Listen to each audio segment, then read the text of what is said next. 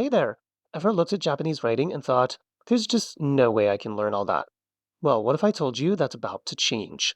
In this explainer, we're going to tackle 5 key characters, and you'll be reading actual Japanese words, like right now. So let's jump in. And I'm serious, you can forget about those overwhelming charts and complicated grammar rules just for a little bit. All I need is 5 minutes of your time, and I promise you are going to decode your very first words in Japanese. So, what do you say? You ready for this? Okay, here they are. These are our 5 characters for today.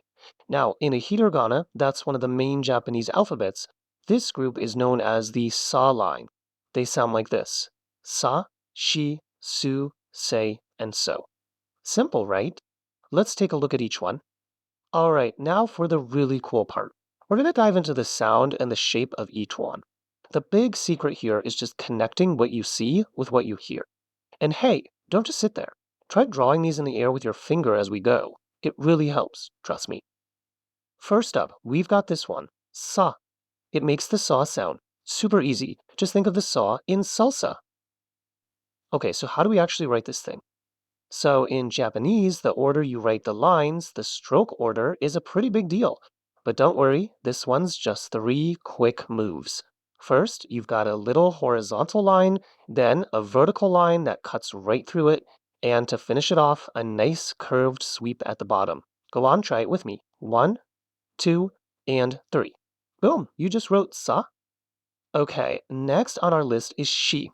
Now the sound here is a little different. It's she, like the word she. And look at it, it's so simple. It's basically just a fishhook.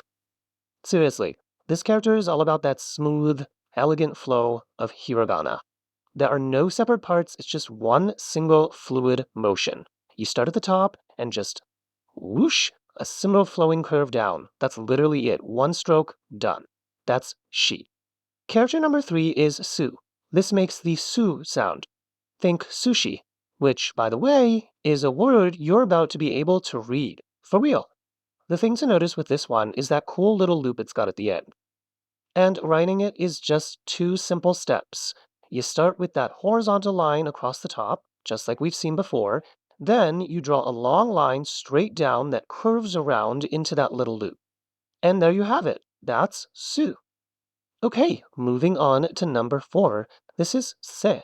It's pronounced se, just like when you say something, it's a bit more boxy than the others, right? Kinda looks like a little house or a building with a roof on top. So we're back to a 3-stroke character here. First, draw that horizontal roof. Then a short vertical line on the right. And for the final stroke, a longer vertical line on the left that hooks over to the right, kind of closing the door. And just like that, you've written se. And here we are, our last character for today. This is so. The sound is so, like sew a button. You're not going to forget this one. It's got this awesome zigzag shape that really stands out. Yeah, just like that fishhook character she, this one is another one-stroke wonder. The best way to think about it, it's like you're drawing a capital Z, but at the very end, instead of a sharp corner, you just round it out into a nice smooth curve. All in one go. That's so. And that's it. You did it. You now have 5 brand new Japanese characters in your brain. So now what? Well, now we get to the whole point of this, reading. Let's see how we can start putting these together to make actual words, words you probably already know. This is where the magic happens. We're going to take the characters we just learned and mix them with a couple of super basic vowels. For example, a is a and e is e. So if you take a and add our new sa, you get asa, asa, which means morning. Or take e and add su, that's iso, isu, or chair. And the big one, su plus shi makes sushi, sushi. I'm not kidding, you can now officially read the word sushi in Japanese. How cool is that? Alright, you've learned them, you've seen them make words. Let's do a super quick check-in, just to make sure they stick. Don't worry, this is totally a no-pressure quiz. Okay, think back to the word for chair. We know it starts with E, but what comes next? Is it the one with the loop, su, or the zigzag one, so? Take a second. And the answer is is. That's right, it was E followed by su.